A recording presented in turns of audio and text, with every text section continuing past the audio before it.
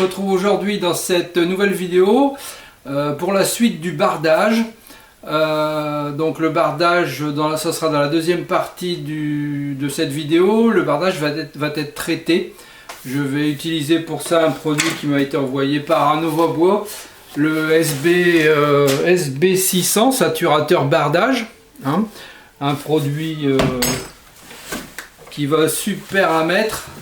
Vous verrez ça sur la fin de la vidéo. Et donc je vais ici réaliser devant vous un panneau de protection, comme je vous avais expliqué dans la vidéo précédente, un panneau de protection pour mettre en bout de la terrasse, pour avoir un petit coin tranquille à l'abri du vent, et puis vraiment pour marquer un fond à la terrasse, parce que quand c'est trop grand ouvert, ça donne l'impression de voir tout ce qui se passe un peu derrière, et c'est pas toujours top à mon avis. Donc voilà, donc je vais réaliser un panneau. Ce panneau va être fait avec tous les restes, tout ce qui me reste de bois, des chutes de la terrasse, des vieux morceaux de chevron que j'ai dans un garage bien vieux. Je vais utiliser tout ça. Je vais mettre dessus un voile de sous-toiture plastique. Et dessus, je vais poser de la brande de bruyère qui fait 1,50 m. C'est pas suffisant pour moi, donc j'ai rajouté en bas des chutes de lames de terrasse qui vont faire comme une plinthe si vous voulez. Et dessus, je mettrai la brande de bruyère qui sera vissée avec des vis et rondelles inox. Vous verrez, il y a des renforts derrière, ça tient super bien. Et à la fin, je termine avec une jambe de force pour que tout ça soit bien équilibré et que j'ai déjà eu un coup de tempête là depuis, ça n'a pas bougé d'un poil. Donc voilà, donc la première partie de la vidéo, ça concerne ce fameux panneau qui va réaliser le coin cocoon, qui est bien sympa, qui protège super bien du vent. Et on est très bien là. Avec un petit parasol, c'est super agréable. Et puis juste derrière, je passe au traitement du bardage et de ce panneau aussi, les parties basses, les parties centrales, tout ça. Je vais les traiter également avec ce fameux SB600 qui est un super produit qui va vraiment bien. J'avais pu tester la version pour terrasse, là c'est la version pour bardage et le fini est super parce que quand on met un produit au pinceau et puis qu'on fait un morceau d'1 mètre par exemple, et puis qu'on se déplace, on croise toujours sur la partie qui a déjà été faite et la peur c'est d'avoir ce surplus de produits à un endroit qui fait que quand on regarde de loin on voit un contraste parce que comme la couche est plus épaisse à cet endroit là, il y a une modification de couleur. Donc j'avais un petit peu cette appréhension quand j'ai commencé parce que le bardage est superbe, c'est un bardage en red cedar et je voulais pas avoir de raccords ou de trucs qui me chagrinent tout le temps devant les yeux. Et là quand j'ai mis mon produit, j'ai mis la deuxième passe. Bon, effectivement, on voit bien un endroit où c'est recouvert. Et puis, je dirais, je suis revenu voir, j'ai tout laissé là pendant 1 heure. Je suis revenu voir après quand c'était fini et il n'y a plus on voit plus du tout les raccords. Mais alors rien du tout quoi. Moi qui suis très nu comme on dit. J'ai trouvé ça super parce que tout disparaît quoi. Il n'y a pas le croisement, les coups de pinceau, on voit plus rien du tout. Voilà. Allez, on commence tout de suite à cette blabla avec le cadre, la pose et puis le traitement du bardage. C'est parti. Alors je commence par nettoyer les chevrons. Ils sont à 99% droits, pas vrillés. Donc je peux attaquer directement à la raboteuse, hein. C'est pas pour faire du meuble. Voilà, donc ça me permet d'enlever les anciennes traces d'utilisation. Je nettoie les bouts, ça me permet de démarrer avec quelque chose de propre de cette façon. Et je commence par faire tous des renforts. Ça c'est un morceau de chevron de terrasse qui me restait, un morceau à peine 2 mètres quoi. Vraiment, j'utilise vraiment toutes les chutes pour faire ce panneau et ça devrait suffire, aussi bien en bois qu'en visserie. Voilà, toutes les vis inox qui me restaient sont passées par là. Voilà, donc vous voyez, ça va faire des renforts bien solides. Je vais commencer par visser les chevrons en bout, hein, avant trou et une vis inox. C'est des vis de lame de terrasse, donc elles sont assez longues, elles font 60 ou 70, je sais plus trop, un petit coup d'équerre.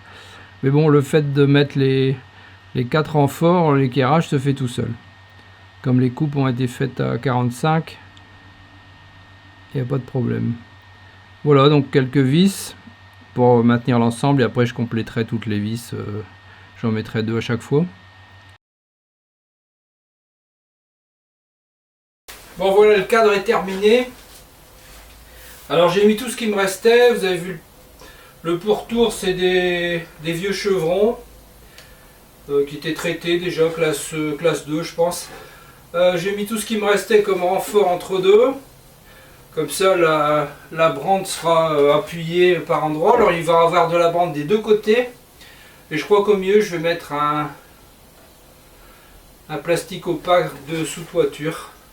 Je pense que je vais mettre ça, ça empêchera le vent de passer. En bas, j'ai mis tout ce qui me restait de lame de terrasse. Il me reste encore 3-4 petits morceaux ici. J'ai usé toutes mes vis inox.